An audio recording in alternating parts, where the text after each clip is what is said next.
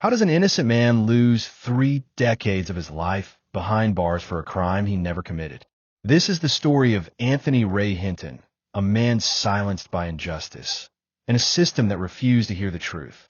Welcome to Justice Unheard, where we uncover the forgotten stories of those failed by the justice system. If stories like these matter to you, hit subscribe and join us in shining a light on injustice. In 1985, in Birmingham, Alabama, two fast food restaurant managers were shot and killed in separate robberies. With public pressure mounting and few leads, police were desperate for a suspect. That's when they turned to Anthony Ray Hinton, a 29-year-old black man with no prior record. Despite having a solid alibi, he was at work miles away. Hinton was arrested. His only crime was fitting the description of a poor, black man in the South.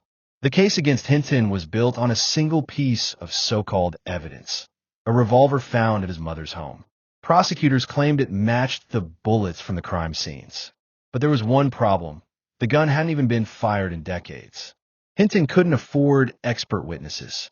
The state gave him a lawyer who had never handled a death penalty case. When asked about hiring a qualified ballistics expert, the lawyer told Hinton, "We don't have the money." And so, with no real defense, Hinton was convicted of 2 murders he didn't commit and sentenced to death. He would spend the next 30 years on death row.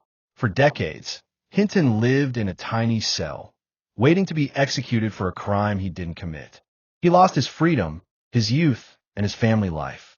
It wasn't until 2014, with the help of the Equal Justice Initiative and attorney Brian Stevenson, that independent experts proved the bullets could not have come from his mother's gun. After 30 years on death row, Anthony Ray Hinton was finally released in 2015. He walked out of prison a free man, but with nearly half his life stolen by injustice. Anthony Ray Hinton's story is a powerful reminder that the justice system doesn't always deliver justice, and that countless others remain silenced, unheard, and forgotten. What do you think? Can a system that takes 30 years to right a wrong ever truly be called justice? Share your thoughts in the comments below.